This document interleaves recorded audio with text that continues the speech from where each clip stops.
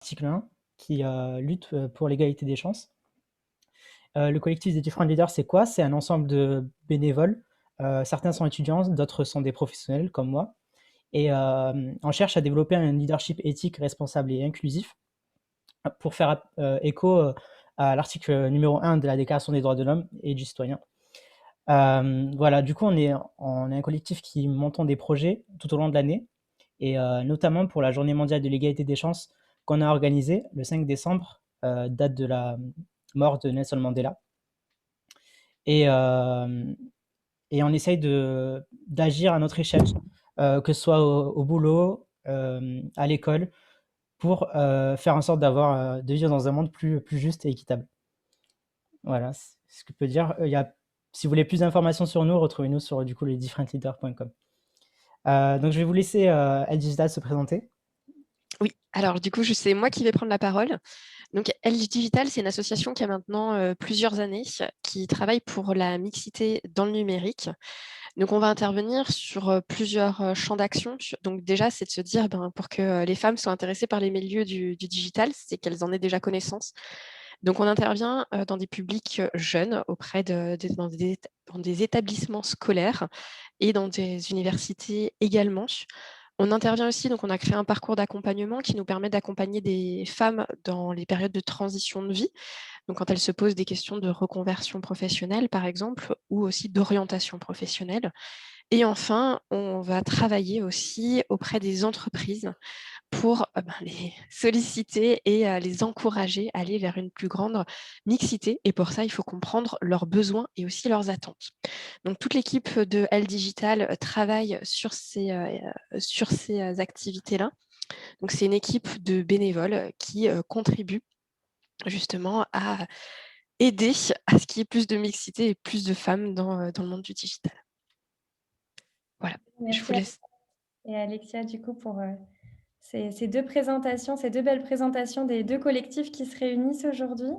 On a fait dans le sens inverse parce qu'on avait envie un petit peu aussi ce soir de lancer une dynamique, mais on va quand même vous présenter finalement les différents intervenants de cette session. Et du coup, je vous propose déjà de commencer par un petit tour de table. Et là, je vais demander à chaque intervenant de prendre la main et de commencer à se présenter.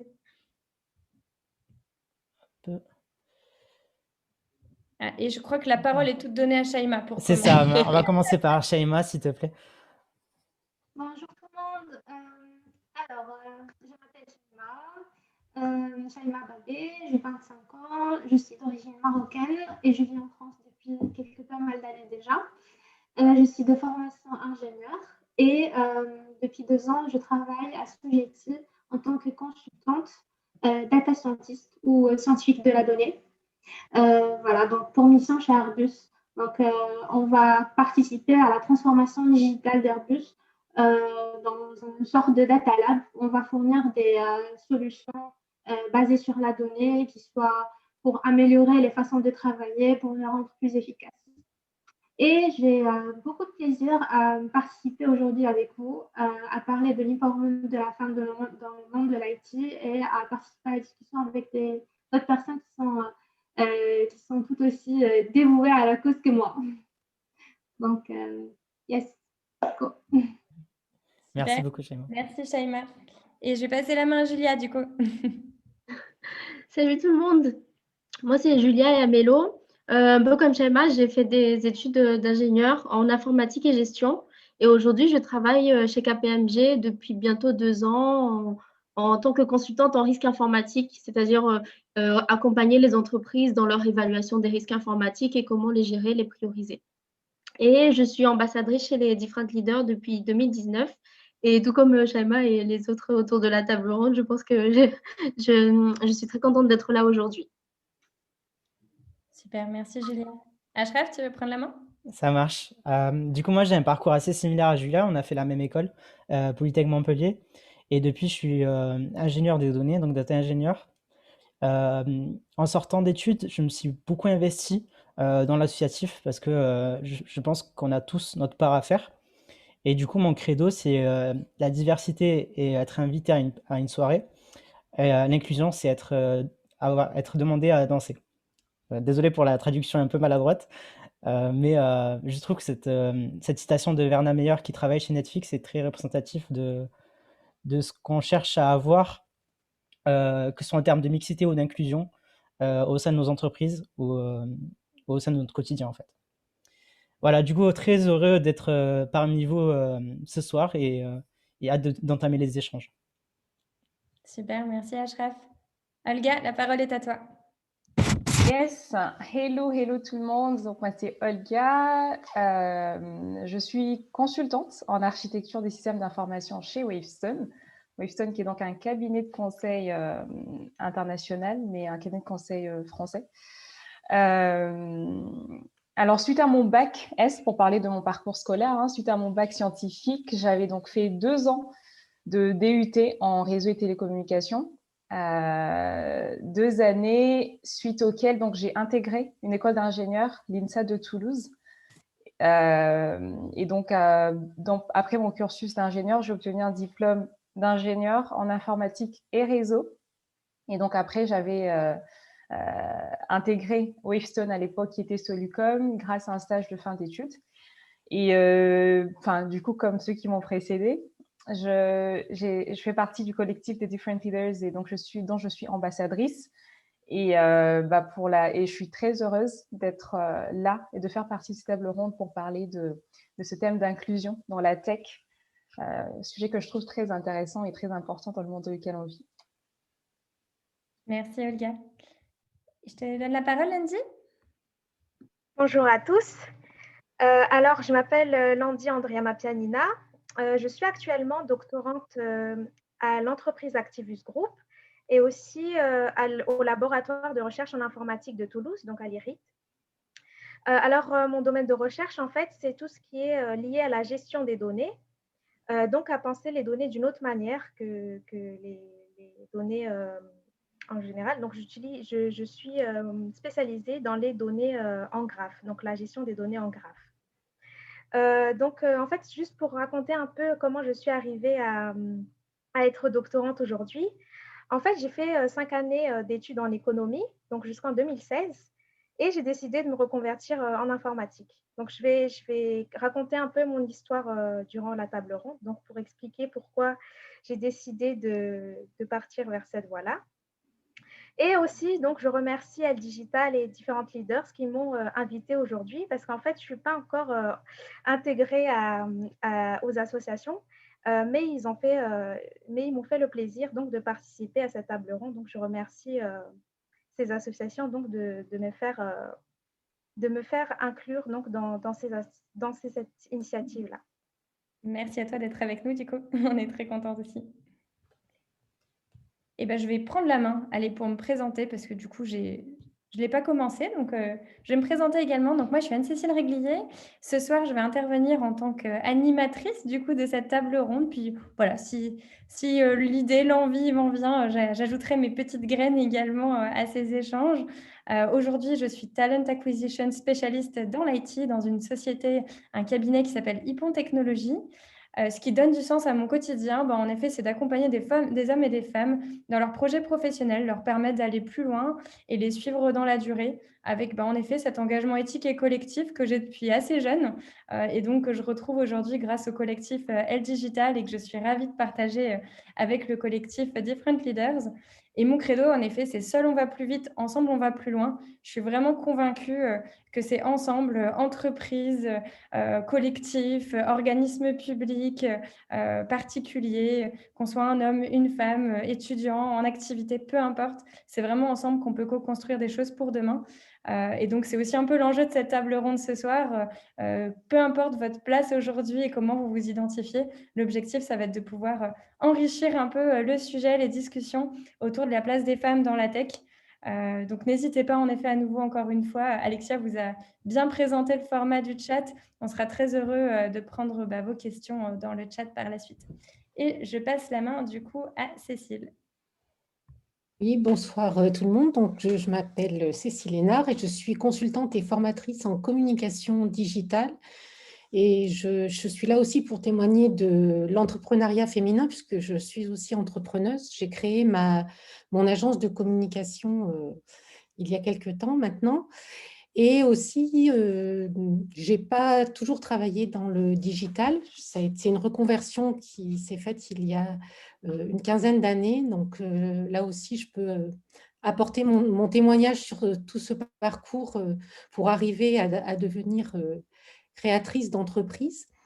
Et surtout, j'ai grand plaisir à être là parce que j'ai intégré la Fondation Elle Digital depuis le mois de septembre 2020.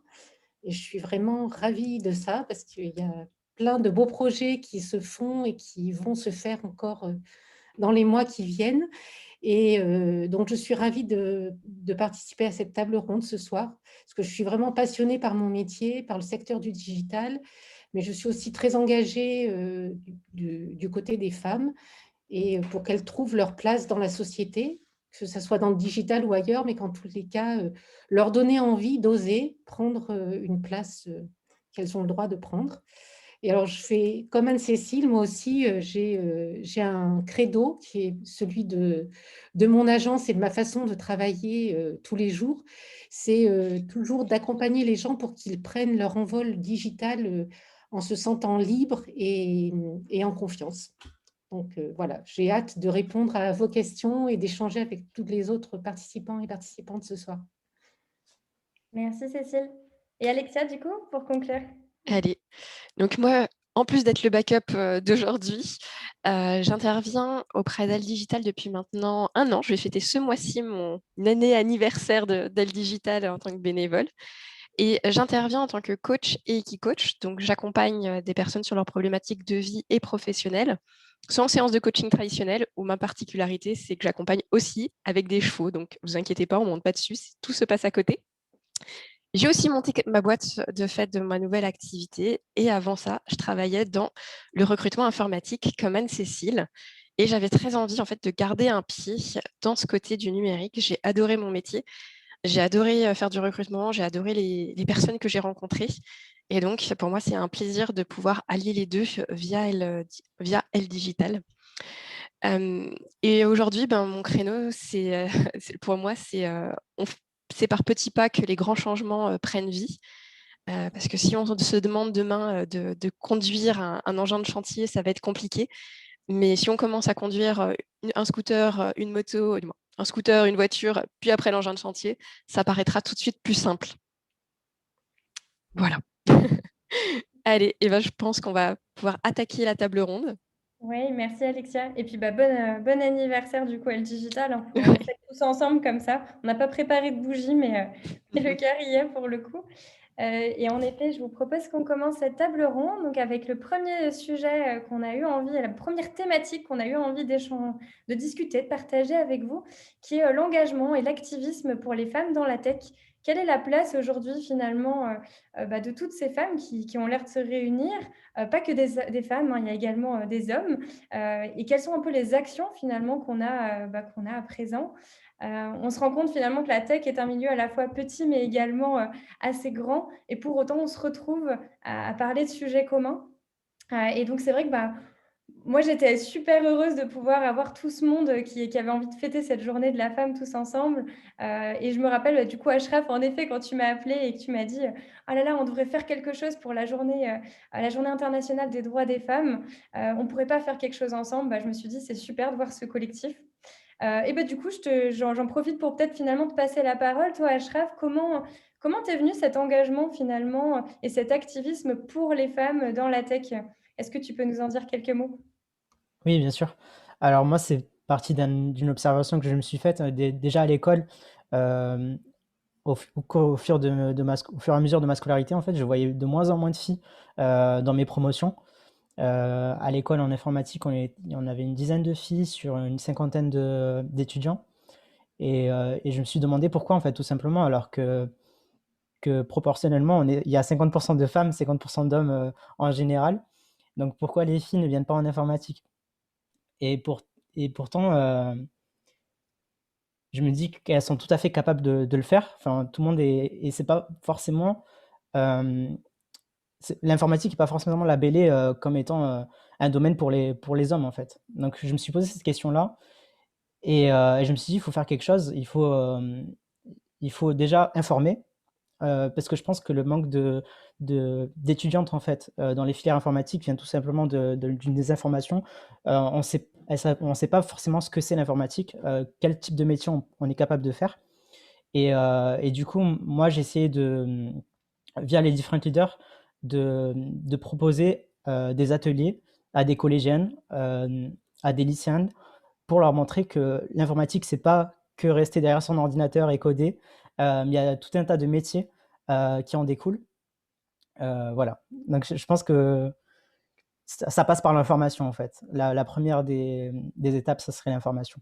L'information. Oui, toi, tu l'as ressenti justement dès l'école, finalement, c'est intéressant puisqu'on se rend compte qu'il y a plein d'actions qui sont menées, qui sont autour de l'éducation et également par la suite, après, dans le parcours qu'on peut suivre jusqu'à l'accompagnement même d'entreprises sur des sujets de mixité. C'est ça. C'est intéressant. Je repense à toi, Olga, parce qu'il y avait un super article que tu avais écrit il y a quelques temps qui m'a tapé dans l'œil quand je l'ai lu. Toi, finalement, qu'est-ce qui t'a poussé un peu à t'engager? Comme ça te fait la minute pub aussi pour ton article, parce que vraiment, je vous invite à aller le voir. Je vous le mettrai en copie dans le chat tout à l'heure, parce il est vraiment super. Ouais, qu'est-ce qui t'a poussé, toi, à t'impliquer finalement pour les femmes dans la tech? Alors, merci. Merci, Anne-Cécile. C'est vrai que par rapport à cet article-là, en fait, c'est parti aussi, en fait, finalement, de mon engagement en tant que different leader. Et en fait, cet article avait découlé je veux dire, une séance, en fait, qu'on organise mensuellement avec les different leaders, qui est celui, justement, de partager, en fait, nos métiers, partager ce qu'on fait. Et parce que ça sert finalement d'information pour rejoindre ce que disait Ashraf tout à l'heure. Et moi, ce qui m'a poussée en fait à m'engager, donc dans l'article principalement, je parle en fait de mon engagement dans mon entreprise et je parle de l'égalité vraiment des chances dans son ensemble. Et pour revenir donc sur l'engagement et l'activisme pour les femmes dans la tech, comme Ashraf, j'ai eu le même constat. Donc moi, en tant que femme, que ce soit en DUT, je me rappelle la première année, sur une promotion de 60 personnes, on n'était que 5 filles. Et curieusement, parmi les 10 premiers de la promo, toutes les filles s'y retrouvaient, quoi. Donc, pour dire que finalement, en fait, la capacité est liée. Et c'est juste que peut-être, quelque part, si je dois revenir sur les actions à faire, il y a peut-être une notion de retirer peut-être les préjugés qu'on a toujours eu sur le monde de l'informatique, retirer les préjugés, les habitudes qui sont ancrées en fait en nous sur ce qu'est l'informatique. Comme disait Ashraf, on a l'image en fait de l'informatique avec ce nerd ou ce geek qui a ses lunettes et qui ne quitte jamais son PC en train de coder matin et soir. Mais en fait, il faut se libérer de tout ça. On peut très bien être féminine et faire de l'informatique ou en tout cas faire des études dans le monde de la technique et dans le monde des nouvelles technologies. Donc, je pense qu'il faudrait déjà en fait libérer ce préjugé-là. Alors, pour revenir à moi et mon engagement, bien sûr, grâce à Article 1, qui organise donc des ateliers dans des lycées. C'est vrai que j'en ai pas fait beaucoup ces derniers temps, mais quand je pouvais avant et quand j'avais l'occasion de le faire, c'était d'aller dans les lycées et donc parler aux plus jeunes, informer aux plus jeunes de la possibilité de faire en fait de l'informatique étant femme ou étant un homme, juste pour sensibiliser en fait et montrer la possibilité qu'on a devant nous en termes d'orientation. Autre chose par rapport à mon engagement, c'est avec ma boîte, c'est qu'il y a comme quoi l'information est très importante et j'aimerais vraiment revenir dessus. J'ai découvert il n'y a pas longtemps, il y a 2 semaines, j'ai découvert que ma boîte en fait était en partenariat avec une association qui s'appelle Elle Bouge. Je ne sais pas si vous connaissez.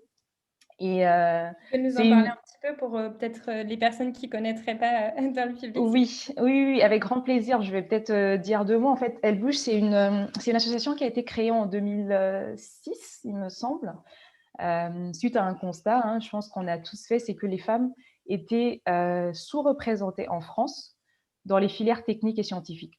Et donc, l'objectif d'Elle Bouge, c'est quoi? C'est de susciter en fait des vocations grâce à des échanges entre des jeunes femmes, qu'elles soient collégiennes ou lycéennes, et donc des entreprises où il y a des marraines et des parrains pour finalement en fait donc inciter ces jeunes femmes-là à faire des métiers en fait dans le domaine de la technologie, domaine dont elles ne connaissent peut-être pas l'existence, mais en tout cas déjà faire découvrir en fait ces métiers-là Et donc, ma boîte Wavestone, elle est partenaire avec Elle Bouge depuis 2016, date à laquelle j'avais commencé donc, à bosser. Donc, ça fait 5 ans quand même qu'il y a ce partenariat-là qui existe.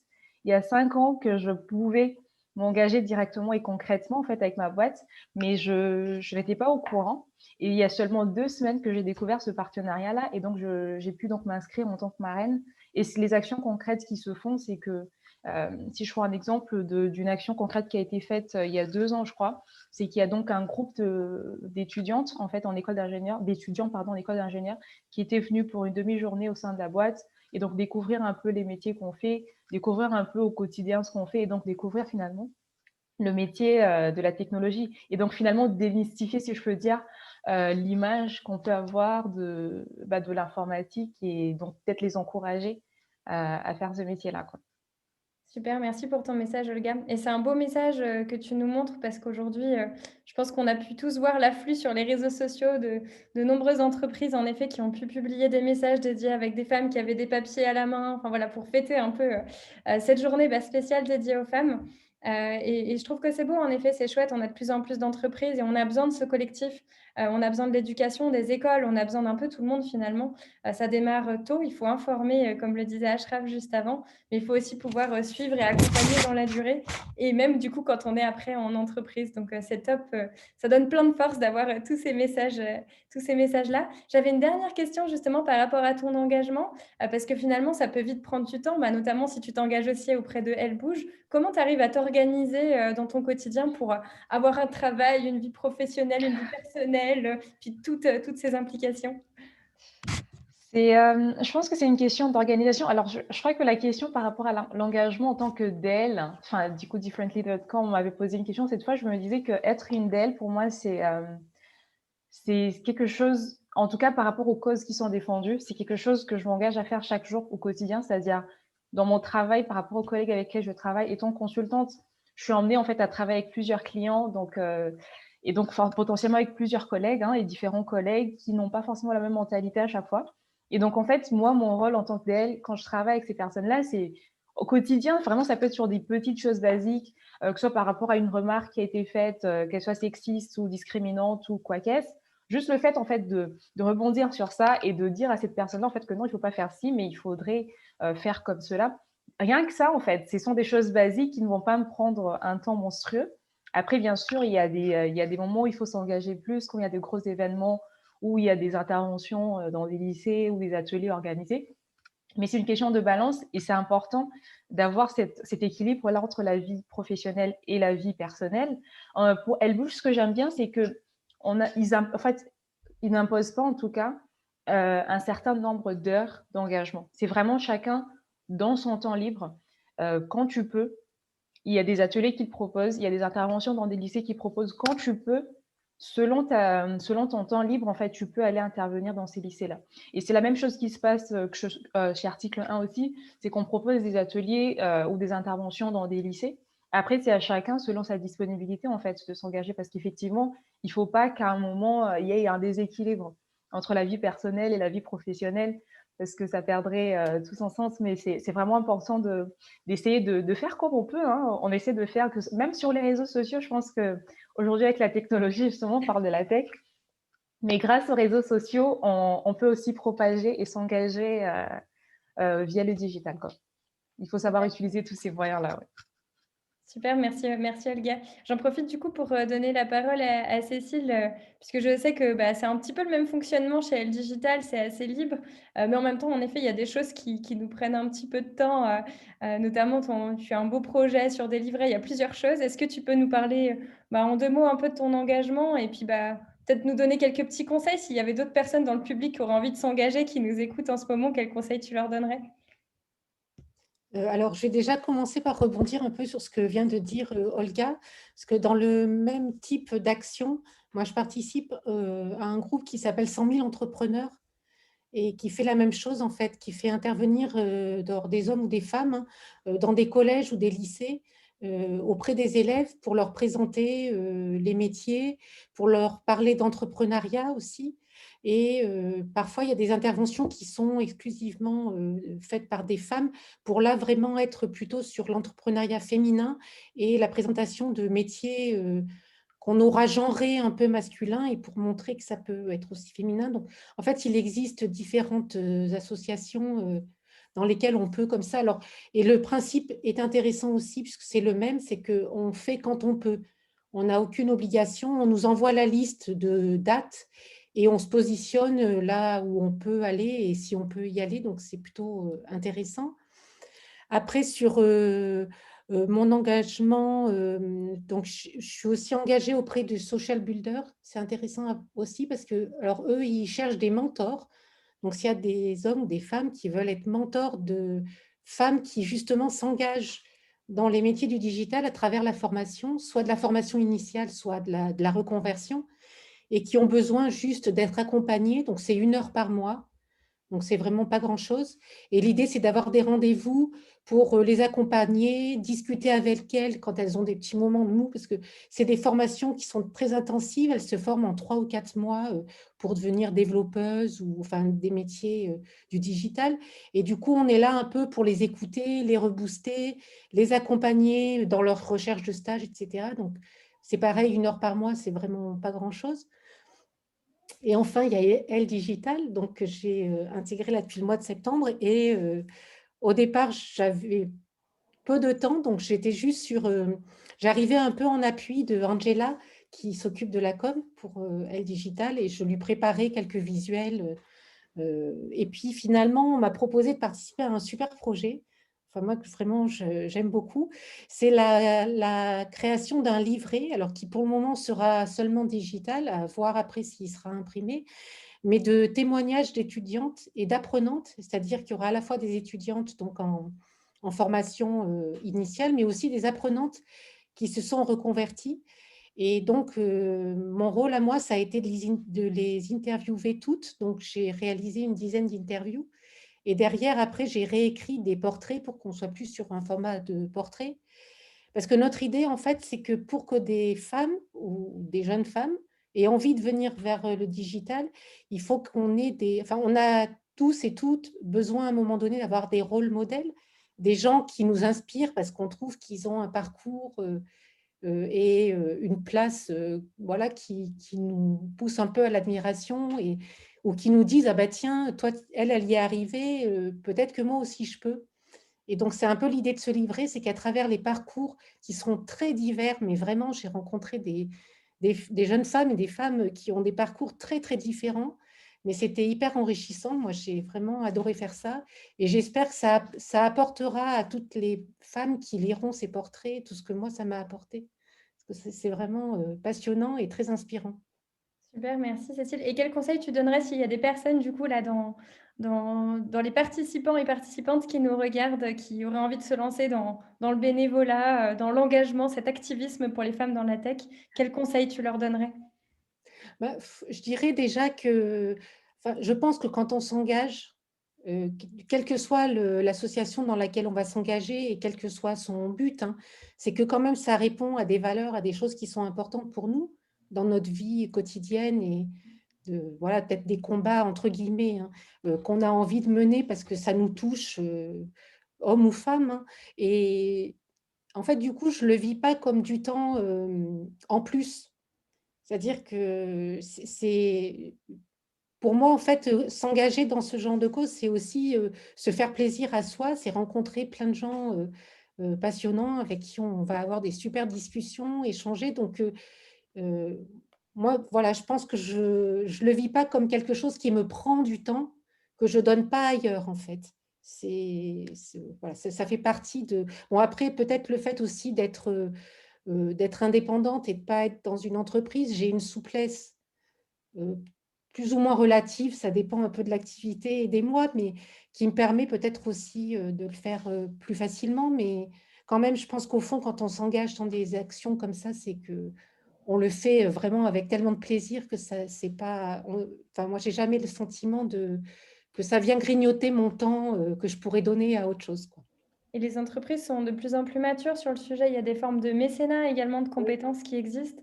Nous, je sais que c'est des sujets sur lesquels on essaie de s'engager aussi dans la société où je suis aujourd'hui et qui font du bien. Bah, il y avait Olga qui en parlait aussi tout à l'heure.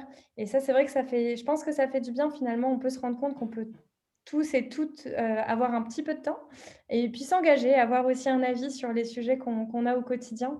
Merci en tout cas, Cécile, du coup, pour ce témoignage. Et on reviendra sur le sujet des livrets tout à l'heure, notamment parce que voilà, il y a 2-3 petites questions qu'on approfondira. Je reprends, je vois qu'il y a du coup, il y a eu des remarques dans le chat avec Soumeya qui disait qu'elle se rend compte que tous les métiers qui sont dits féminins ont été un peu glamourifiés.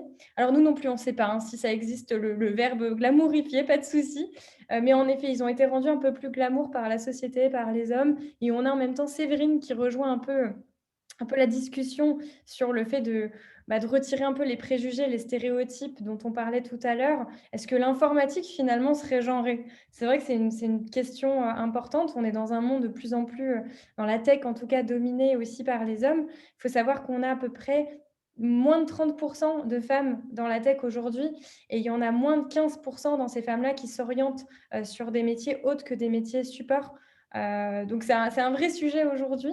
Et ça me fait peut-être la transition finalement sur notre autre thématique, qui est-ce que finalement la tech serait un monde principalement dominé à dominance masculine et quelle finalement est cette place qui serait à prendre pour les femmes. Et donc voilà, j'avais envie d'interviewer un peu Julia, qui pour le coup, dans nos derniers échanges, tu me disais que tu audites des DSI. Et je me disais, en tant que femme, comment ça se passe finalement quand on arrive face à des DSI? Est-ce que déjà tu as cette prédominance masculine? Et puis, comment ça se passe? Quelle est un peu ton vie, ma vie? Oui. En fait, d'expérience, c'est assez singulier parce que on arrive et à chaque fois, 99% des cas, c'est que des hommes autour de la table. Tous les intervenants, c'est que des hommes. Et quand tu viens d'être diplômé et que tu vas poser tes questions, forcément, ça ne te met pas beaucoup en confiance.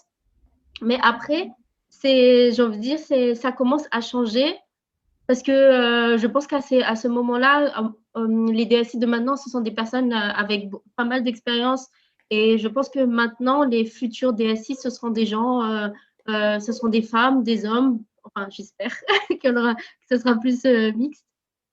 Et comme les écoles d'ingé avant, ou même les écoles en études scientifiques, je pense que ça va changer petit à petit. Mais c'est vrai que c'est un monde qui est plutôt très masculin actuellement. Ok, super, merci. Ah. On a quelqu'un qui voulait intervenir? Non, c'est peut-être juste mon écho. C'était mon écho. Bon, tout va bien. C'est bien si je commence à parler avec moi-même, tout va bien. Du coup, merci en effet, Julia, pour ce témoignage. Du coup, c'est intéressant en effet d'avoir ta posture et ton rôle. Je me demandais également, Lendi, toi de mémoire, tu as une spécialisation qui est quand même orientée recherche. Est-ce qu'aujourd'hui, c'est un constat que tu fais également dans la recherche, d'avoir un monde qui est quand même un monde technique qui est principalement masculin? Est-ce qu'il y a des spécificités du coup par rapport à ce domaine? Alors, oui. Alors actuellement, comme j'ai dit tout à l'heure, je suis doctorante donc, dans la recherche informatique. Et c'est vrai que là, je constate, donc moi par exemple, je travaille dans un laboratoire de recherche. Donc quand j'arrive travailler à la fac, je constate réellement qu'il y a plus d'hommes que de femmes. Au niveau des spécialisations, c'est vrai aussi que j'ai remarqué qu'il y a plutôt, par exemple, moi je travaille dans le domaine plutôt de la data. Et il y a d'autres filles aussi qui sont avec moi dans le labo, qui sont dans le même domaine que moi. Et les hommes, ils sont plutôt dans les domaines plus, on va dire, orientés informatique et physique. Donc, les métiers qui couplent un peu des domaines un peu plus techniques donc, que ce que je fais moi. Après, par rapport à,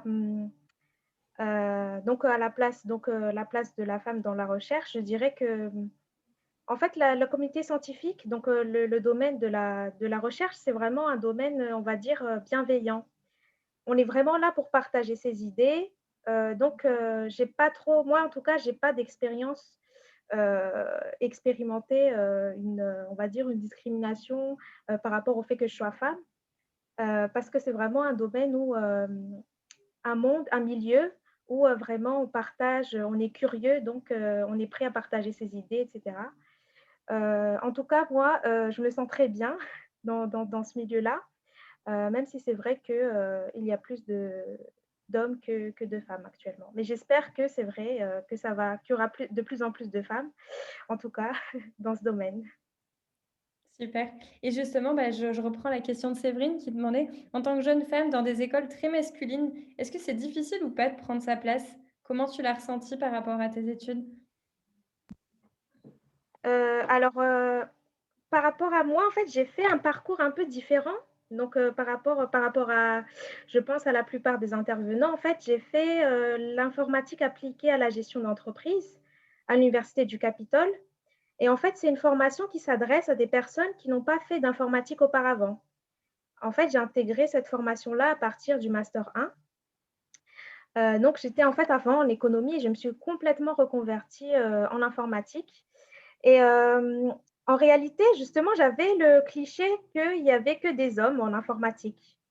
Mais en réalité, non, quand j'ai fait cette formation-là, je me suis vraiment rendu compte que c'était vraiment une formation qui était très mixte. Donc, il y avait vraiment autant de femmes que d'hommes. Donc, ça, c'est vraiment ce qui m'a plu aussi dans ce master. Et je pense que c'est vraiment, enfin, en tout cas, moi, je me suis vraiment épanouie dans ce master-là. En fait, ce qui explique aussi cette mixité, je pense, c'est que justement, on vient d'un milieu qui n'est pas de l'informatique, en fait. Donc, on n'a pas fait informatique depuis la licence. Et donc, on vient de parcours différents. Il y en a qui viennent du droit, de la gestion, de l'économie. Et donc, on s'est retrouvés en gros tous donc mélangés avec des compétences différentes, des profils différents, qui a été vraiment, qui permet vraiment d'enrichir en gros notre formation en informatique. Mais justement, c'est ça qu'en fait que je voulais témoigner aujourd'hui, c'est réellement que on ne trouve pas forcément ce cliché d'une dominance forcément masculine dans les formations en informatique. En tout cas, dans mon cas, c'est ce que vraiment j'ai vécu quand j'étais dans ma formation. Super, merci Lundi. On reviendra un peu plus en détail sur ton parcours et le pourquoi finalement, enfin, comment tu as pu te réorienter et être accompagnée également un peu plus tard. Moi, je voulais partager en lien avec cette thématique le fait que, bah, je ne sais pas vous, mais moi j'entends souvent bah, dans l'écosystème hein, large du numérique, ah mais ce serait bien, moi j'aimerais vraiment tellement qu'il y ait plus de femmes, si je devais en embaucher une, bah, je préférerais que ce soit une femme, etc. Et finalement, pas simple parce qu'on a l'impression qu'il y a cette envie, mais finalement, on ne le ressent pas d'un point de vue purement effectif. Aujourd'hui, bah, les stats parlent d'eux-mêmes. Qu'est-ce qui, selon vous, fait qu'aujourd'hui, on a encore un peu du mal? Qu'est-ce qui permettrait de basculer de l'autre côté? Je ne sais pas si vous avez des anecdotes, des choses qui pourraient nous permettre de donner un peu de force finalement pour prendre cette place en tant que femme. Je m'adresse un peu à tous les intervenants, hein, n'hésitez pas, celles et ceux qui ont envie de participer. Je voudrais intervenir. Je vais revenir, je ne sais plus qui d'entre nous disait que ce qui était très important, c'était aussi de parler dès le plus jeune âge, en fait, parce que je crois que ça, tout se joue dans l'orientation des jeunes. Et moi, je le constate un peu dans les cours que je donne dans des écoles. En début d'année, chaque année, j'aime bien faire un tour de table pour les interroger les uns et les unes sur pourquoi elles ont choisi cette école-là, qu'est-ce qu'elles ont fait avant, etc.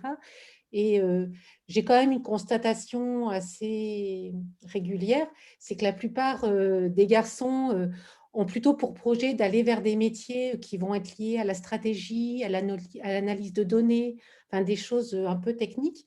Et la grande majorité des filles, elles se dirigent vers la communication digitale, directrice artistique, web design, enfin des choses qui sont en fait, qui répondent un petit peu aux stéréotypes finalement qui sont ancrés dans la société, des métiers qui vont être plus masculins ou plus féminins. Et en fait, je me rends compte en discutant avec l'ensemble des élèves, c'est qu'ils manquent d'informations en réalité depuis tout petit. Et je pense qu'en plus, depuis tout petit, inconsciemment parfois, que ce soit les parents, le système scolaire, les conseillers d'orientation, on va souvent avoir tendance à avoir un discours qui encourage les filles vers certaines filières et les garçons vers d'autres. Mais je pense que ce n'est pas toujours très conscient. Et comme en plus, en face, vers certains métiers, les filles, elles se disent « Ah ouais, mais si je vais là, je vais être en minorité, il va y avoir que des garçons, je pense que ça ne les rassure pas non plus. Donc, il faudrait qu'à un moment donné, en fait, on arrive à faire aussi un peu sauter ces peurs-là pour dire, mais peu importe, en fait. Enfin, moi, quand j'ai fait les livrets, on en reparlera, mais il y a des femmes qui ont fait ce choix de la technique aujourd'hui, alors qu'elles ont plus de 30 ans, mais parce que jusqu'alors, elles avaient vraiment le cliché dans leur tête que pour faire de l'informatique, il fallait être bon en maths et il fallait être un geek. Et que du coup, elles ne se sentaient pas concernées du tout. Et ça, c'est parce que c'est des clichés qu'on leur met dans la tête, je pense, quand même, depuis qu'on est à l'école, on nous met ça en tête. Donc, je crois qu'il y a un vrai enjeu là sur ce qu'on peut, alors en intervenant justement dans les écoles, hein, mais il y a un vrai enjeu sur l'information qu'on peut donner aux jeunes, de leur faire connaître les métiers, leur dire que ça existe et qu'ils sont non genrés. C'est-à-dire que quel que soit le métier dans le digital, on peut être un garçon ou une fille, on peut y aller, quoi. Mais voilà, moi, je suis convaincue que c'est un discours qu'il faut absolument faire passer le plus possible. Super, merci Cécile. Voilà. Si je peux juste peut-être rajouter par rapport à ce que Cécile vient de dire, je suis entièrement d'accord avec ce qu'elle a dit. Et si je peux juste rajouter quelque chose, c'est que donc au-delà effectivement, enfin, il y a l'aspect de l'information, mais il y a aussi en fait les gens, en fait l'environnement dans lequel on a grandi, les personnes qui nous entourent, qu'est-ce qu'elles ont fait comme métier. Bah écoutez, si dans mon quartier, je connais la fille ou la grande sœur de telle qui a fait infirmière, je n'ai rien contre, hein. C'est un très beau métier aussi.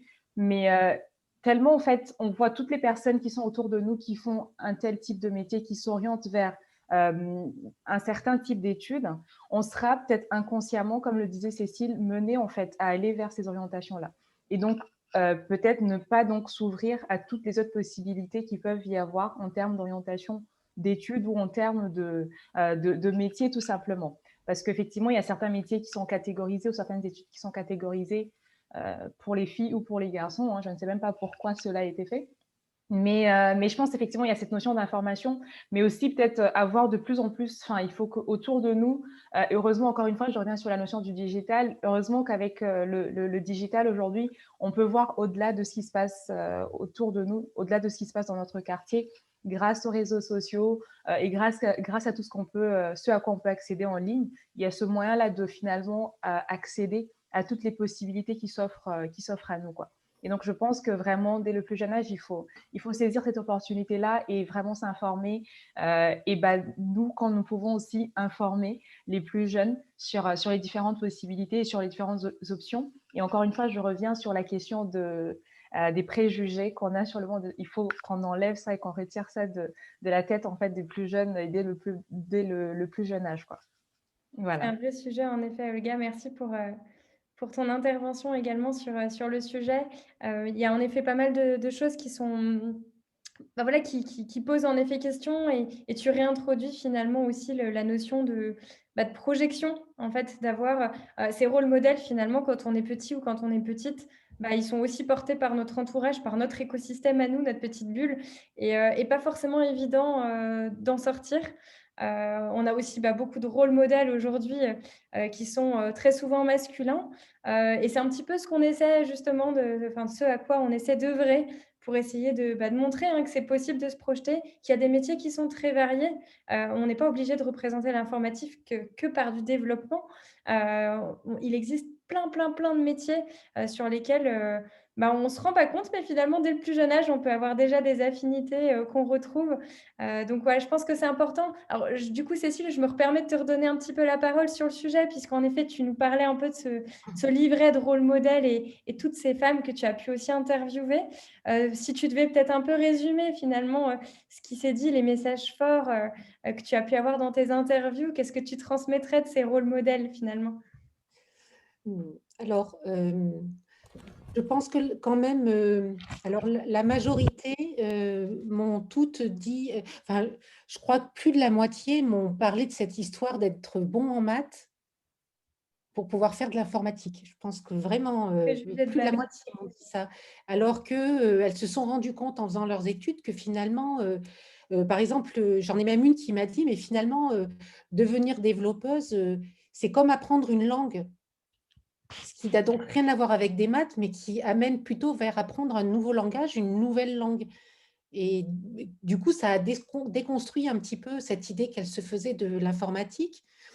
Après, j'ai eu effectivement, alors là, je rejoins Olga parce que pour les plus jeunes, celles qui se lancent directement dans ces études-là, qui n'étaient pas en reconversion, toutes, elles m'ont quand même dit qu'elles avaient chez elles, enfin, dans leur famille ou dans leur entourage, des modèles de femmes assez puissantes qui ont su prendre leur place dans le monde du travail et du coup, toutes m'ont dit que ça leur avait donné aussi cette espèce de force depuis toute petite de se dire que femmes ou hommes, on a tous notre place. Et ça, c'était assez flagrant quand même, hein, les jeunes femmes, les plus jeunes qui avaient de l'assurance dans ces études très techniques hein, qu'elles faisaient, souvent quand même, elles avaient des rôles féminins très inspirants autour d'elles. Donc, c'est un peu ce que j'en ai retenu et qui rejoint ce qu'on dit depuis le début, hein, c'est que je pense qu'il y a vraiment des clichés à déconstruire et donner vraiment le plus possible de rôle modèle aux femmes pour qu'elles aillent là-dedans. Donc, c'est un peu ce que fait Elle Digital, donc à travers ce livret, mais aussi à travers tous les portraits qu'on publie, puisqu'on publie un portrait par mois, parce que je n'interviewe pas que des étudiantes, mais aussi des femmes qui travaillent dans le digital, qui ont des carrières dans le digital, et certaines qui ont vraiment des carrières incroyables et divers, et qui ont fait des choses absolument incroyables dans le digital. Et voilà, on peut retrouver leurs portraits aussi tous les mois sur le site. Et ces femmes-là aussi, finalement, enfin, moi, je trouve, sont très, très inspirantes dans les parcours qu'elles ont faits, dans ce qu'elles disent, parce qu'elles disent, elles ne parlent pas que de leur réussite, elles disent aussi les difficultés pour y arriver, mais en disant, bah, il y a des choses difficiles, on ne vit pas chez les bisounours non plus, hein, mais que j'ai une des étudiantes hein, qui m'a dit ça, qui me disait, mais de toute façon, après, quand on a vraiment envie et qu'on veut vraiment quelque chose, il faut juste aller jusqu'au bout et se donner les moyens jusqu'au bout d'y arriver. Donc, c'est un peu ce qu'on retrouve dans les deux types de portraits, en fait, à la fois chez les femmes en activité et chez les étudiantes ou les apprenantes, et qui est Super, vraiment merci. très Merci. inspirant.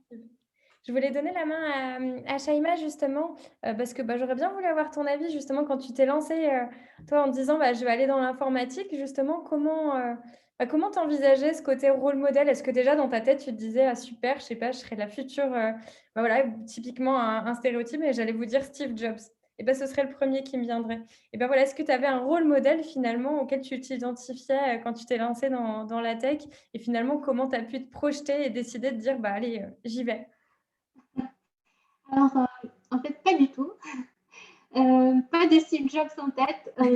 Encore en prépa, j'avais tellement peur du code et de ce que c'est que coder. Je me disais, après les prépas, pourvu que j'obtienne une bourse pour une école où on ne fait pas que de l'informatique, moi j'étais plus passionnée sur tout ce qui est physique, aérospatial, mais le code, ça me faisait peur. Après, ça a changé. Ça a changé et j'étais tellement choquée par en fait la simplicité et la disponibilité de l'information quand on a besoin d'apprendre. Ça devient tellement facile. Maintenant, si je remonte un peu dans le temps et j'essaie d'expliquer pourquoi j'avais cette peur-là, je vais remonter à l'enfance, au tout début, quand on est encore petite fille. Là, je rejoins ce que disait Cécile sur l'importance du coup des rôles modèles depuis l'enfance. Et je vous raconte une petite anecdote. J'étais encore en école primaire et j'étais plutôt bonne élève, surtout en maths. Et il y avait des Olympiades. Du coup, c'est les petites compétitions qui se faisaient. Donc, on va choisir un élève de chaque école et après, on va leur donner une sorte d'examen avec des petits exercices compliqués en maths. Et après, on a un prix qui sera délivré au meilleur. Donc, pour notre école, ils devaient choisir quelqu'un. Et on avait une prof de maths. Elle ne m'a pas choisi. Elle a choisi mon camarade de classe. Pourtant, j'avais les meilleures notes quand même en maths à cette époque. Du coup, je suis partie la voir. Je lui ai dit, mais du coup, pourquoi tu as choisi Younes et pas moi? J'ai envie de comprendre. Et là, elle m'a dit quelque chose de... Maintenant, en fait, quand vraiment j'y réfléchis, c'est assez grave. Elle m'a dit, bah, regarde, en fait, toi, tu es bien en maths, mais tu sais, pour les Olympiades, c'est pas le même style d'exercice que vous avez l'habitude d'avoir. C'est un peu plus cérébral. Ça demande plus d'intuition mathématique, tout ça. Et tu sais, les garçons, ils ont plus de chances de réussir ces exercices-là parce que c'est un peu dans les gènes. C'était une prof de maths et c'était une femme. Quand moi, je suis rentrée à la maison, maman, tu sais, la prof, elle m'a dit ça, ils m'ont pas choisi pour les Olympiades, pourtant je voulais absolument participer. Elle m'a dit, regarde, moi, j'y connais rien. Tu me laisses tranquille. J'ai appelé mon oncle. Et mon oncle, c'était mon rôle modèle enfant. Parce qu'en fait, à chaque fois qu'il venait nous visiter, il m'a ramené des magazines de sciences et vie. On parlait astronomie. Lui, il était ingénieur. Il voyageait dans le monde. Il a créé sa propre entreprise. Bref, moi, c'était le modèle. Je l'ai appelé. Il m'a dit, Shaima, il faut avoir du recul. Il faut prendre du recul quand on s'adresse à notre prof. C'est vrai, c'est ta prof, c'est la personne qui va te donner l'exemple. C'est ta prof de maths en plus. Du coup, elle en sait forcément plus que moi. Mais regarde, il y aura plein d'opportunités dans l'avenir. Tu vas avoir 1000 chances de participer dans des Olympiades. Mais ce qu'elle t'a dit, c'est faux. Pas parce que c'est un prof de maths que forcément elle a raison. Donc maintenant, si après tout ce temps, s'il y a des profs qui sont là, la famille aussi, j'ai envie de leur dire qu'ils ont une responsabilité énorme dans la création de la personnalité de l'enfant et de sa carrière dans le futur. Et parce que voilà, quand on est encore enfant, on ne peut pas choisir son rôle modèle. Quand on commence à grandir, on choisit son cercle d'amis, on s'approche d'associations comme Article 1, comme Aide Digitale, où on va s'inspirer de femmes qui ont réussi dans leur carrière, qui vont nous montrer que en fait, l'impossible ne l'est pas forcément quand on a la motivation, quand on a l'envie d'arriver. Mais quand on est encore enfant, la famille elle joue un rôle incroyable. Les profs du primaire, du collège, ils jouent un rôle. Quand la maman elle va aller t'acheter des jeux et que parce que tu es une fille, elle va forcément te ramener une poupée ou une mallette d'infirmière, ça impacte en quelque sorte. Non, tu peux aussi t'intéresser aux jeux de société, tu pourrais t'intéresser aux maths, à la technologie, à l'astronomie. Donc voilà, encourageant pour les mamans et les papas, pour les profs aussi qui sont aujourd'hui avec nous, encourageant la discussion avec nos enfants sur les sciences, sur les possibilités que pourraient avoir les femmes dans le futur, parce que en fait, ils ont toutes leurs chances, en fait. Ils ont toute leur place. Et j'aimerais aussi rebondir sur ce qu'a dit Shaima, parce que moi aussi j'ai eu une expérience similaire, mais c'était dans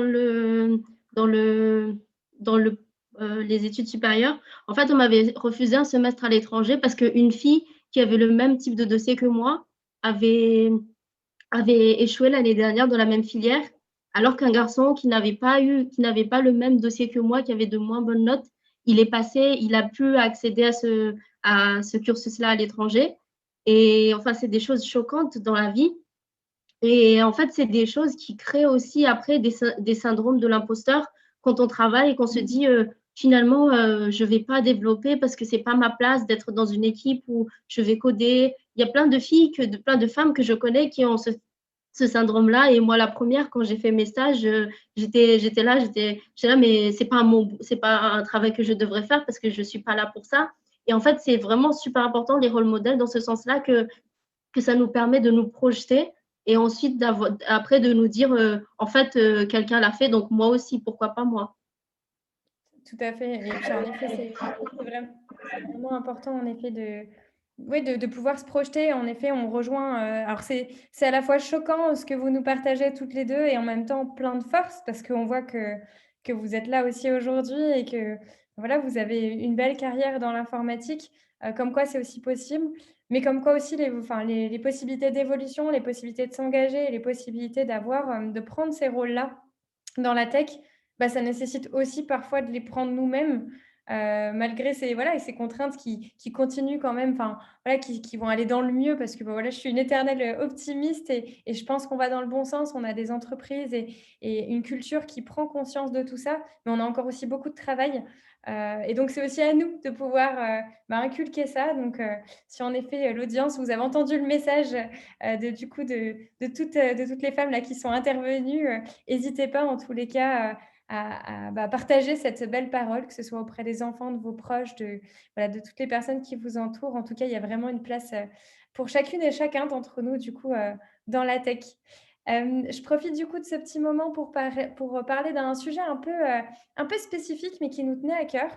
On parle d'importance des rôles modèles, on parle également de possibilités d'évolution et beaucoup de possibilités d'entreprendre. Et quand on s'est réunis tous et toutes pour organiser cette table ronde, un des sujets qui nous a marqué, ça a été de se dire l'entrepreneuriat féminin dans la tech, quelle place est-ce qu'il a? Aujourd'hui, on se rend compte que beaucoup de femmes, finalement, sont presque plus entrepreneuses que salariées dans la tech. Alors, est-ce que c'est une raison valable? Est-ce que finalement, on ne peut pas se greffer? La seule possibilité, ce serait de créer sa propre activité? Est-ce que c'est tout simplement une question d'opportunité? Voilà, c'est vraiment une question en tout cas qu'on s'est posée et qu'on a eu envie de se poser aussi ce soir avec vous, avec le témoignage de chacune et chacun d'entre nous. On a notamment Cécile qui a monté son entreprise, tu nous en parlais tout à l'heure. Voilà, comment tu t'y es pris quand tu as lancé ton activité? Qu'est-ce qui t'est passé dans la tête? Quels ont été peut-être aussi les doutes que tu as pu avoir à ce moment-là? Typiquement, moi, j'ai créé ma boîte parce que en fait, j'ai quitté la région parisienne et je suis venue m'installer à Lyon.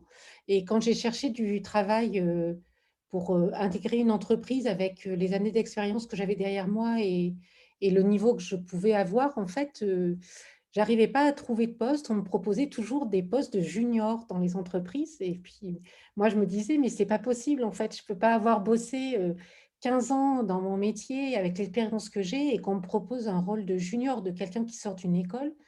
Donc, j'ai insisté un peu et puis finalement, alors j'ai eu la chance d'être très bien accompagnée par une conseillère à l'APEC qui était spécialisée dans l'entrepreneuriat, hein, qui accompagnait que des personnes en création d'entreprise. Et en discutant avec elle, en fait, elle m'a dit, mais tu sais, à un moment donné, ton expertise, peut-être qu'une entreprise ne veut pas la payer pour un salarié, mais par contre, elle sera prête à la payer pour des missions courtes. Et c'est comme ça que ça a commencé. Donc, j'ai commencé. Alors, l'entrepreneuriat me faisait un peu peur. Donc, j'ai choisi une demi-mesure. J'ai commencé par faire du portage salarial, parce que ça me permettait de développer mon activité, mais en étant encore un peu salariée, donc ce qui était très, très rassurant. Puis, à un moment donné, je me suis dit, bon, allez, on arrête, on y va. Et donc, c'est comme ça que j'ai créé mon entreprise. Et effectivement, je confirme que aujourd'hui, en fait, j'ai des missions d'expertise dans des entreprises où finalement, on ne me reconnaissait pas peut-être ce niveau-là pour devenir salarié. Alors, je sais pas, alors, pour le coup, par contre, je ne peux pas dire, je ne sais pas si c'est lié au fait que je sois une femme ou pas. Je ne pourrais pas le dire. Mais en tous les cas, moi, la création d'entreprise est venue du fait que j'avais beaucoup de mal à trouver un poste en entreprise où je puisse mettre toutes mes compétences au service d'une entreprise, quoi. Donc, l'entrepreneuriat, pour moi, ça a été vraiment une porte ouverte sur quelque chose d'incroyable. Pour le coup, par contre, si on parle d'entrepreneuriat, moi, je voudrais dire que pour toutes les personnes qui nous écoutent, alors hommes ou femmes, alors peut-être que chez les femmes, on ose un peu moins entreprendre, parce que ça, c'est pareil, c'est une question d'éducation et de ce qu'on a pu nous apprendre, hein. Mais ça ne se fait pas seul. Enfin, moi, j'ai eu la chance réellement d'être très bien accompagnée donc, par des structures qui ont l'habitude d'accompagner la création d'entreprise. Mais surtout, moi, honnêtement, je pense que ma plus grande force pour entreprendre, ça a été les personnes qui m'entouraient, à la fois des amis qui m'ont jamais lâché, qui ont cru en moi dès le début et encore aujourd'hui. Et surtout, en fait, j'ai intégré à ce moment-là un cercle féminin à Lyon qui s'appelle Lean In Lyon. Et c'est un cercle qui est 100% féminin pour le coup. Là, il n'y a vraiment que des femmes. Et ça m'a donné l'occasion de rencontrer plein de femmes entrepreneuses qui avaient créé leur activité. Et en discutant avec elles, en fait, elles ont il y en a plein qui ont été des rôles modèles, justement. Et des rôles modèles, là, pas forcément dans la tech, hein, mais sur le fait d'être une femme et de créer son entreprise et de prendre ce risque-là. Et je pense que c'est un peu grâce à ces rôles modèles que j'ai osé. C'est parce que je me suis dit, ah ben, elle, plus elles qui sont arrivées, ben, je me suis dit, ben, pourquoi pas moi, quoi. Elles l'ont fait et moi, j'y arriverai aussi. Donc, on revient toujours à cette question de rôle modèle, je pense qu'ils sont vraiment très, très importants pour nous encourager. Hein. Ashraf, je voulais te donner la parole. Ouais, si je peux intervenir par Ouais. rapport à ce sujet. Moi, je vais parler statistiques. L'entrepreneuriat féminin aujourd'hui en France, il est un peu, il y a seulement 2% de fonds qui sont levés par des startups féminines en France. Il y a seulement 30% d'auto-entrepreneuses en France et moins de 15% qui sont dans le milieu de la tech. Donc on voit qu'en termes de proportion, on est mauvais en France en termes d'entrepreneuriat féminin. Et ça peut s'expliquer aussi par des biais un peu cognitifs. Des investisseurs font moins confiance aux femmes au moment de la levée de fonds qu'à des hommes. Il y a des études qui ont été prouvées qui le démontrent. Aujourd'hui, 8 mars 2021, il y a Elisabeth Moreno, ministre de l'égalité homme-femme et ministre de l'égalité des chances, qui vient de signer un contrat avec la BPI pour promouvoir en fait l'entrepreneuriat féminin. Donc c'est une bonne avancée. Moi, j'aimerais juste raconter une petite anecdote par rapport à ma grande sœur qui est entrepreneuse aussi. Elle était pharmacienne, elle s'est reconvertie pour lancer une application pour prendre ses médicaments, pour aider à la prise des médicaments, notamment pour les personnes qui souffrent de maladies chroniques. Et au moment de lancer son entreprise, elle a hésité à faire porter le projet par son associé parce qu'elle savait qu'elle allait rencontrer des difficultés en tant que femme auprès des investisseurs et auprès de différentes structures, parce qu'il y a vraiment encore ce biais sexiste au sein de notre société et au sein du milieu justement de l'entrepreneuriat. Mais au final, elle n'a pas fait, elle a porté le projet par son nom, et aujourd'hui, elle a été mise en avant par Apple sur App Store, parmi la catégorie des top 15 des applications créées par des femmes. Donc voilà, c'était la bonne success story du jour. Un beau symbole pour le coup, avec une belle communication sur les réseaux sociaux. Ouais. C'est une belle réussite. Merci pour ce message fort. Ouais, comme quoi, malgré les blocages, il ne faut pas lâcher et voilà, assumer jusqu'au bout. Super, merci Ashraf. Je vous propose de passer à la dernière thématique du coup de cette soirée, qui va être autour du coup de la transition professionnelle. On l'a un petit peu évoqué à quelques moments. J'ai vu qu'il y avait des questions liées à ça aussi dans le chat. Et ben on a la chance aussi d'avoir du coup des femmes parmi nous qui ont eu ce choix aussi de faire une transition professionnelle. Je pense notamment à Shaima, à Landy, à Cécile aussi également. Du coup, je m'adresse un peu tout particulièrement à vous. Cécile, tu nous en as donné quelques mots avec le lancement de ton activité. Finalement, qu'est-ce qui s'est passé, vous, dans vos têtes aujourd'hui, de vous dire comment je vais me relancer? Quels étaient peut-être un peu vos a priori? On en parlait un petit peu. Est-ce que c'est possible d'être geek et féminine, par exemple? Et finalement, voilà, quelle période avez-vous traversée pour arriver à votre projet actuel? Moi, juste pour raconter un peu mon parcours, en fait, j'ai commencé à faire mes études. Donc, en fait, j'ai fait un bac ES et j'ai continué à faire mes études dans le domaine de l'économie. Donc, j'ai fait un master et j'ai fini tout mon master ensuite en économie. Donc, après ce master-là, j'ai un peu fait une crise existentielle, on va dire. Je ne savais pas trop quoi faire et aussi, je cherchais un peu des offres d'emploi dans mon domaine, mais je ne trouve pas trop, en tout cas sur Toulouse. Et du coup, en fait, quelques amis, notamment Julia, m'ont conseillé de faire informatique. Mais j'avais très, très peur parce que, comme on en parlait tout à l'heure, côté technique, j'avais très peur du code. Et je me disais aussi, oui, franchement, il faut être geek et tout ça pour aimer, pour pouvoir faire ça. Et en fait, juste pour la petite anecdote, il y a une période où j'ai vraiment fait colocation en fait, avec Julia durant nos études supérieures. Et du coup, j'ai réellement vécu avec elle, en fait, tous les moments où elle faisait des projets en informatique, etc. Donc, j'ai pu voir réellement que c'était possible, en fait, voilà, de faire du code en étant une femme. Et donc, on va dire vraiment que donc il y a plusieurs personnes donc, dans mon entourage, notamment Julia, donc qui m'ont vraiment poussée, qui m'ont dit vas-y, lance-toi, n'aie pas peur, tu as les compétences voilà, pour se lancer dans l'informatique. Et aussi, en fait, c'était aussi notamment, donc pourquoi aussi je me suis lancée dans l'informatique, c'est aussi pour les débouchés professionnels, justement. Parce que comme on est dans le bassin toulousain, c'est vrai que c'est un secteur qui est florissant, on va dire. Donc voilà, pour la petite histoire, c'est surtout mon entourage, en fait, qui fait de l'informatique, qui m'a poussée à aller vers ce chemin-là.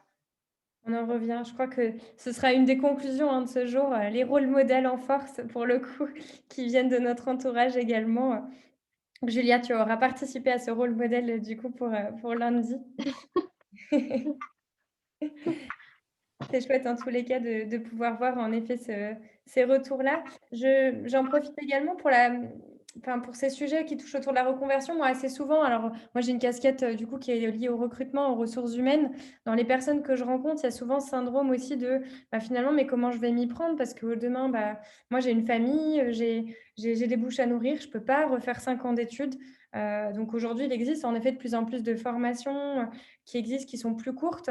Mais on se pose toujours la question de où on met la bascule finalement entre la formation et l'apprentissage vraiment de hard skills, où on repart en effet sur de nouveaux sujets. Et en même temps, il y a tout un tas de choses, en tout cas que moi je constate, l'expérience qu'on a avant, il ne faut pas tirer un trait dessus. C'est vraiment une vraie expérience qu'on peut vraiment valoriser.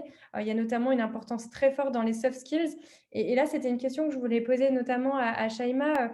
Typiquement, comment ça s'est fait pour toi, finalement, cette décision? Sur quoi tu as pu t'appuyer, par exemple, sur tes choix de formation, d'accompagnement? Et j'en profiterai pour te passer la main, Ashraf, parce que j'ai bien envie d'avoir ton avis sur la partie soft skills, mais je reviendrai juste après. Alors, si je reviens à ma petite histoire de tout à l'heure, je vous disais que encore en prépa, donc j'espérais avoir accès à une grande école d'ingénieurs où je peux faire de la physique, mais pas de l'info. Parce que tout simplement, voilà, les codes, ça me faisait encore peur. Je pensais que c'était pour les geeks et pas pour moi. Du coup, au final, je me suis spécialisée à l'ENSET, donc, qui est ici sur Toulouse. C'est une école de spécialisation en électronique et traitement du signal et de l'image. Donc, voilà, j'ai commencé ma première année dans les bancs de tests, à faire de la soudure, les cartes électroniques, tout ça.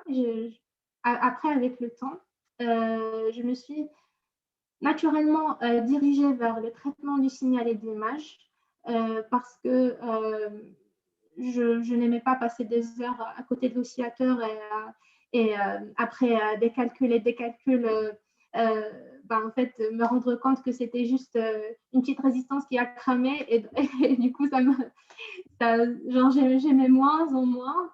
En faisant du traitement du signal d'une image, il y avait beaucoup de maths, il y avait beaucoup de statistiques, il y avait un peu de code et il y avait plein d'algos qui faisaient du coup du traitement de données, mais qui étaient assez traditionnels.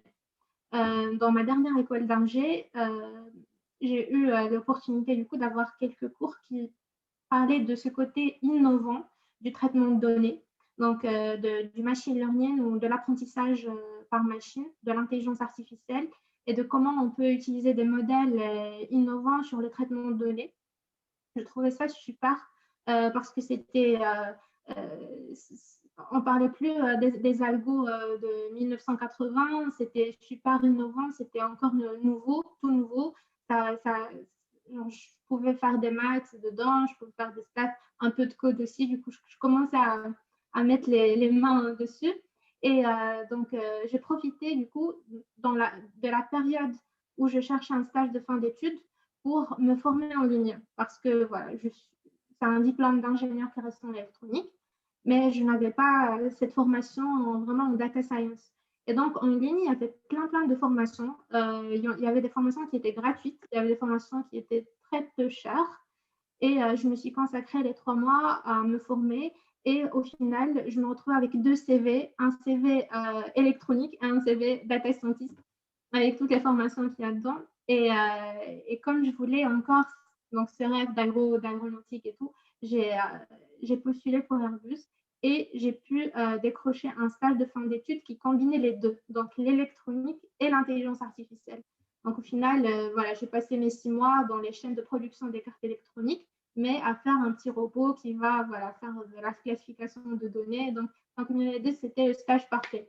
Et c'était suffisant pour la conversion, puisque du coup, le recrutement se base beaucoup sur le stage. Donc, j'ai pu directement et naturellement retrouver ma place dans le monde de la donnée. Et voilà, et je me suis retrouvée à faire du code. Les 3 mois à me former en ligne, je me suis aperçue en fait de tout. Il y a Cécile qui a dit une phrase, elle a dit apprendre à coder, c'est comme apprendre une langue. En fait, c'est exactement, c'était ça mon ressentiment à l'époque. C'était une nouvelle langue et quand on apprend une nouvelle langue, on se retrouve face à toutes ces opportunités que nous ramène cette nouvelle langue, en fait, à ces rencontres, à cette motivation. Et ça m'a fait aimer le code par la suite. Du coup, maintenant, voilà, je suis data scientist, je fais du code un peu, ouais, quand même. Et il y a aussi le côté soft skills qui est très, très présent parce qu'en étant data scientist, ce n'est pas que du code qu'on fait, c'est du 30%. Mais les gros 70%, c'est de la communication, c'est du problem solving, c'est plusieurs soft skills en fait qu'on construit tout au long de notre cursus avec toutes ces activités parascolaires, avec tout cet engagement dans les associations, etc. Je laisserai Ashraf en parler. On espère que ta prof de maths, en tous les cas, félicitations. On espère que ta prof de maths nous écoute de tout cœur pour le coup. Merci beaucoup, Shaima. Du coup, ouais, ça marche. J'ai 2 petits points à souligner parce que j'ai plusieurs amis et amis avec un E qui sont en voie de reconversion en fait dans le numérique et les conseils que je leur ai donnés, je vais essayer de vous les redonner. Donc tout d'abord par rapport aux soft skills. Comme vous l'avez dit, les soft skills, c'est des choses qu'on acquiert tout au long de notre parcours et pas forcément au moment de notre parcours professionnel. Si on s'investit dans une association, si on fait du théâtre, si on fait d'autres choses en fait en dehors d'un parcours extrascolaire ou extra-professionnel, on peut les valoriser et les mettre en avant lors des entretiens. Et ça peut faire la différence au moment en sein de l'entreprise en fait. D'autre part, en fait, si vous faites un métier complètement différent, donc là, je vais vous donner l'anecdote de mon ami qui a fait Polytech comme moi, qui était ingénieur en eau et qui d'un coup, soudainement, voulait se réorienter. Et du coup, en décembre 2020, elle a postulé dans une école qui est gratuite, qui s'appelle Rocket School, qui donne des formations en fait pour les personnes qui souhaitent se reconvertir dans le numérique. Et elle a pris la formation, elle a postulé. Et elle a été prise et maintenant elle est en alternance depuis février 2021 du coup dans le domaine du digital. Donc c'est pour vous dire que ça peut aller très très vite en fait. Elle a quitté son CDI pour se réorienter complètement et maintenant elle a son alternance et elle est en voie de reconversion. Donc maintenant toute la partie qu'elle a faite en amont, toute la partie ingénieur d'eau n'est pas pour autant perdue parce que tout ce qu'elle a appris, elle a su le revaloriser, que ce soit en termes de... Parce que là, en fait, en l'occurrence, elle postule pour être business developer. Donc les skills qu'elle a eu en étant ingénieure en eau, elle les réutilise en fait aujourd'hui dans son domaine. Donc voilà, c'est juste ces petites précisions en fait, comme tu l'avais dit Anne-Cécile tout à l'heure, tout ce que vous avez appris, c'est pas perdu et vous pouvez le réexploiter. Et les recruteurs sont très sensibles du coup à la question des soft skills et à la question des personnes qui souhaitent apprendre, comme Shaima. Shaima, elle s'est auto-formée. Donc tout ce que cela demande, en fait, ça demande un petit peu de motivation. Et voilà, il n'y aura pas de souci pour vous convertir dans le numérique. Comme l'a dit Shaima, c'est quand même une voie où... Oh non, je crois que c'était Nan qui l'a dit. C'est quand même une voie qui recrute énormément. Les métiers du digital, voilà, c'est le dernier point que je voulais dire, pardon. En fait, les métiers du digital, ça se limite pas qu'au code. Aujourd'hui, il y a énormément de métiers qui se créent. Même chaque année, on a des nouveaux métiers qui naissent. Là, Shaima nous a fait l'exemple du data scientist. Il y a tout un tas de métiers. Par exemple, le product owner, c'est la personne qui va réfléchir à comment le produit sera, comment le site web ou l'application web sera mise en vente, entre guillemets, ou livrée. On a tout l'aspect design pour designer des sites web, des applications. Voilà, il y a tout un tas de métiers que je pourrais même pas citer parce qu'il y en a énormément et qui font du coup la richesse de l'informatique aujourd'hui. Merci Ashraf, en effet, c'est hyper varié. Il y a vraiment une place à prendre pour les femmes. Alexia, avant de passer à la petite conclusion, je voulais te passer la main puisque tu as accompagné en tant que coach notre première promo au sein d'El Digital pour les accompagner à affiner leurs projets professionnels. Et je voulais avoir du coup un petit peu un petit message de ta part sur justement la partie reconversion professionnelle dans la tech pour les femmes. Alors, on a lancé donc le premier parcours d'accompagnement en fin 2020, qui s'est terminé début 2021. Donc, c'était un format test. Donc, l'idée, c'était pareil, un format court en un peu moins de 2 mois, qu'on puisse aider des femmes à confirmer ou pas leur projet de reconversion dans les métiers du numérique. Donc, on avait vraiment tout type de profil. Comme vous l'avez super bien dit, les métiers dans le numérique, il y en a pléthore. Donc, il y avait des personnes qui voulaient reconvertir dans le développement, des personnes qui voulaient aller dans le marketing digital. Donc, il y avait vraiment de tout. Et c'est des femmes, moi, ce que je peux en dire de leur accompagnement, ce qu'on est ressorti, c'est vraiment quand il y a l'envie, quand il y a cette volonté, oui, ça ne va pas se faire en un claquement de doigts. Oui, ça va demander du temps et de l'investissement. Mais quand je vois en 2 mois le parcours qu'elles ont pu faire et avec quoi elles en ont sorti, elles sont sorties vraiment avec un plan d'action. Avec, pour l'une, c'est bon, je confirme et je vais faire une formation. Pour une autre, bon, il y a encore 2-3 trucs à ajuster. Et aussi un réseau. Ça, il ne faut pas le nier. Le digital, reconvertir, effectivement, il y a de l'emploi derrière. Après, se constituer un réseau, ça peut être un accélérateur vers l'accessibilité de l'emploi, vers le stage et aussi pour faire des enquêtes métiers pour confirmer que les métiers du numérique et quel métier est fait pour vous. Donc ça, moi, pour toutes les personnes qui souhaitent se reconvertir, moi, j'incite fortement à aller au contact. LinkedIn, c'est une super base pour ça. Donc, faut dépasser le stress et la crainte de contacter des personnes qu'on ne connaît pas. Franchement, quand on fait cette démarche, je l'ai fait plusieurs fois. J'ai aussi eu plusieurs reconversions professionnelles dans ma vie. Je peux vous dire que les gens sont quand même ultra bienveillants. Et quand la démarche est bien présentée, c'est rare que la personne ne vous accorde pas un peu de temps pour pouvoir échanger. Merci Alexia pour ce message vraiment fort. Cécile, si je peux me permettre de rajouter un mot peut-être juste sur la conversion, j'ai peut-être 2 éléments juste pour encourager encore et dire qu'il y a moyen de le faire. C'est que l'année dernière, le secrétaire d'État au numérique, Cédric O, il avait dit en fait qu'aujourd'hui en France, il y a 80 000 postes à pourvoir à l'échelle de la France. Parce qu'aujourd'hui, la France manque de professionnels, que ce soit du bac+2 au bac+5. Donc, il y a de la place, il faut postuler. Et le deuxième élément que je voulais soulever, c'est que aujourd'hui, et Shaima, peut-être que tu le confirmeras, c'est que les nouvelles technologies et l'intelligence artificielle en particulier est en train de révolutionner le monde et il va continuer à révolutionner le monde dans le futur. Et il y a une étude d'Oxford qui avait donc dit que 47% des emplois pourraient être supprimés par la révolution numérique, justement, qui est en train de se faire. Et ces 47% des postes sont majoritairement occupés par des femmes. Donc, on se rend compte que si on n'a pas des femmes qui jouent un rôle dans le numérique ou des femmes qui finalement se dirigent vers ce métier-là, cela risque de représenter un risque de régression sociétale pour les femmes. Et donc, c'est juste pour encourager les femmes et dire, en fait, vous pouvez toujours vous reconvertir vers le monde de la tech, quoi. Merci Olga. On n'a que de messages forts du coup pour finaliser cette session thématique. Je vous propose de vous laisser la main à chacun et chacune, du coup, pour peut-être donner un petit message. On a un peu dépassé l'heure, mais c'est pas grave, on reste encore 2-3 petites minutes ensemble. C'est pas grave, on finit de célébrer ça un peu plus encore ensemble. Et je voudrais avoir un petit message là, toutes les personnes qui nous écoutent, qui nous regardent en ce moment. Voilà, quel message vous auriez envie de leur faire passer? Il y a eu plein de beaux messages ce soir. Voilà, quel serait votre petit message clé avec lequel ces personnes-là repartiraient? Je peux me lancer si. Allez.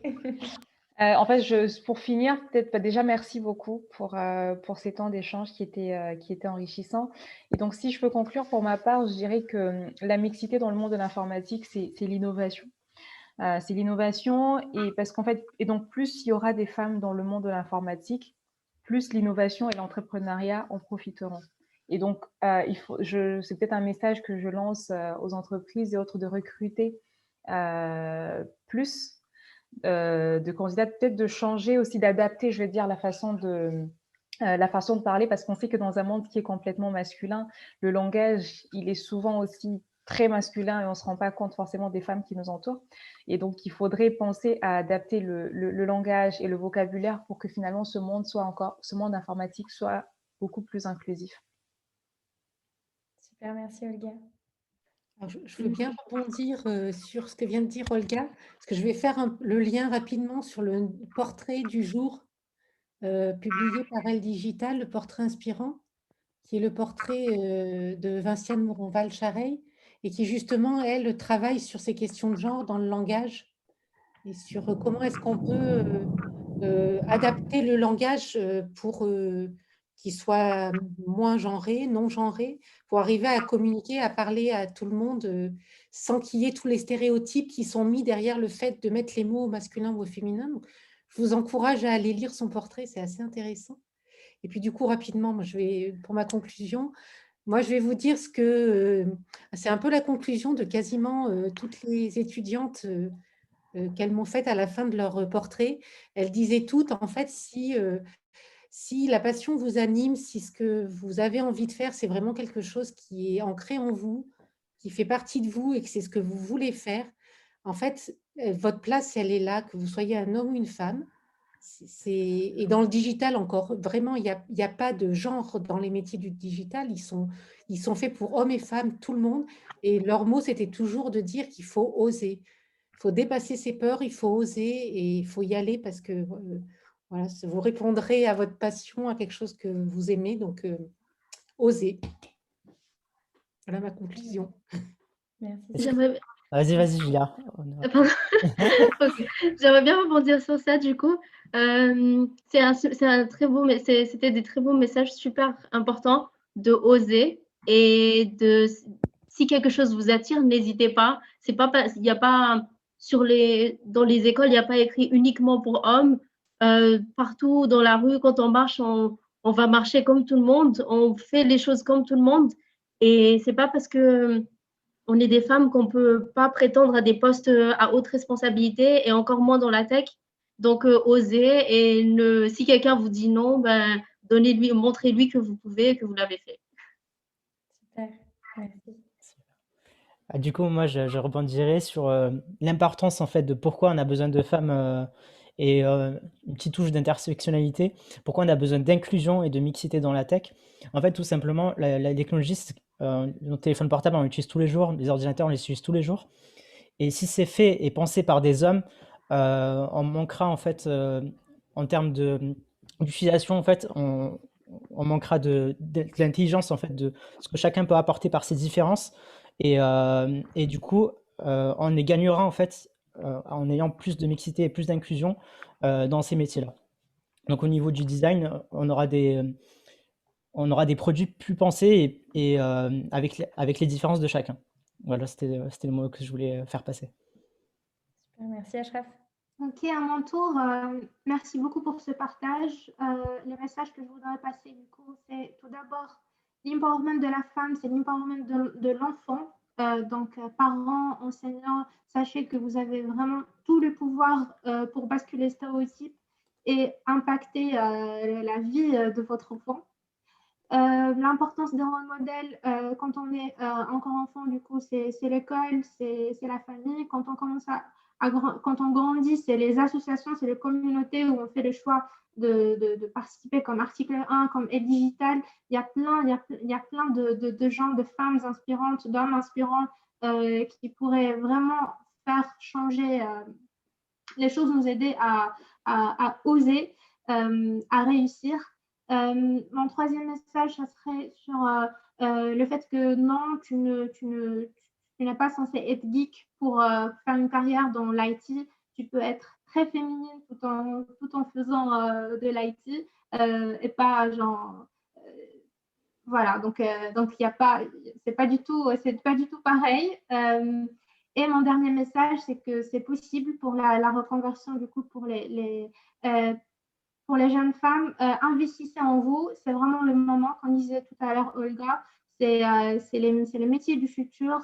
Euh, il y a plein de formations qui sont très accessibles pour le grand public. Il y a LinkedIn pour le réseau. Il y a des associations qui font plein d'événements. Par exemple, sur Toulouse, je parle de Toulouse Data Science, les ateliers Datano Blabla. C'est des ateliers de 4 heures, c'est totalement gratuit, c'est des conférences, plein de conférences, donc, et plein de personnes qui pourraient vous aider à vous orienter, à vous diriger et à vous conseiller. Donc voilà, investissez en vous et en votre formation et vous avez toutes vos chances, quel que soit d'où vous venez, quel que soit voilà, votre background. Super. Oui. Ok.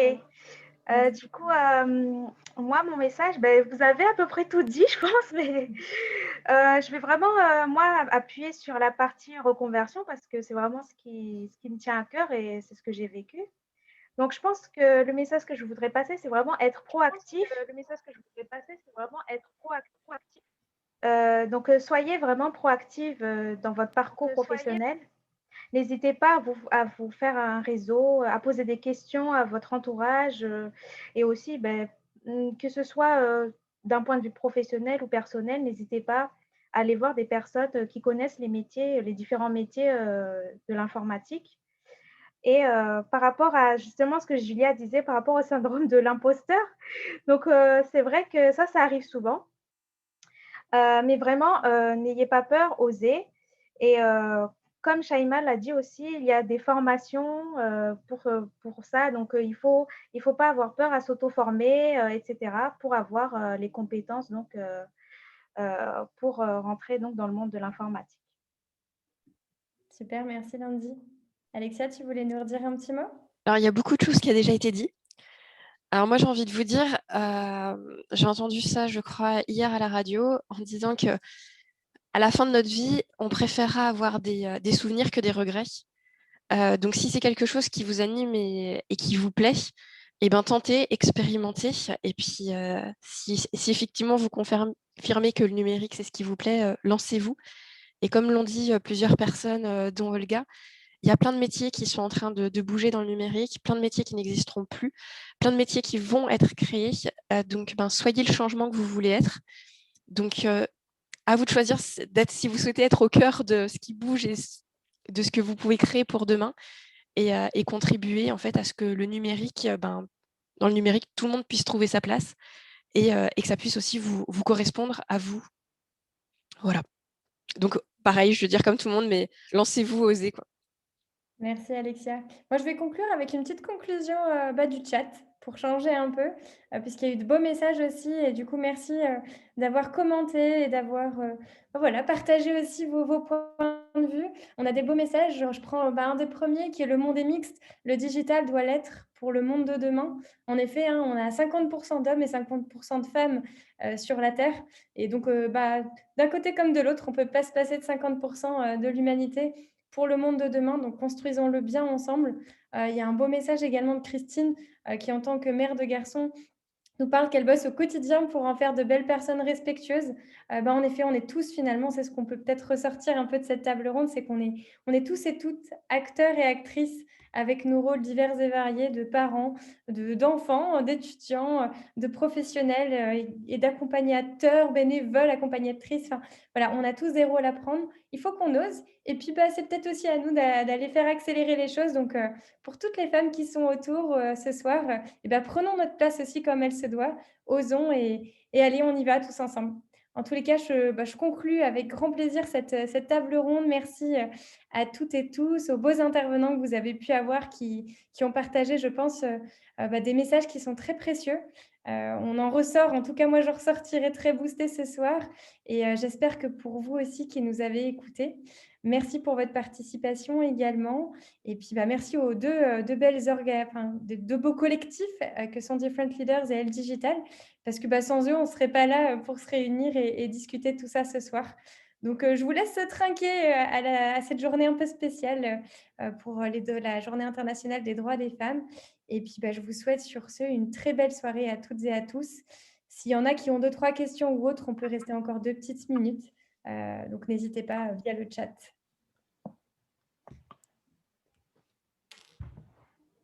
Merci beaucoup Anne-Cécile aussi d'avoir organisé un peu. Avec plaisir. Un peu beaucoup. Ouais, un peu beaucoup. Ouais. Merci beaucoup. Merci beaucoup, ouais. Avec grand plaisir. C'était chouette d'être tous ensemble ce soir. Yes. Ça fait plaisir de parler de la tech et de l'inclusion. Ça fait du bien et de se sentir tous ensemble, d'être rassemblés. C'est ça. On a plein de bonnes soirées, donc on vous souhaite aussi une très très bonne soirée pour celles et ceux qui vont fêter ça dignement.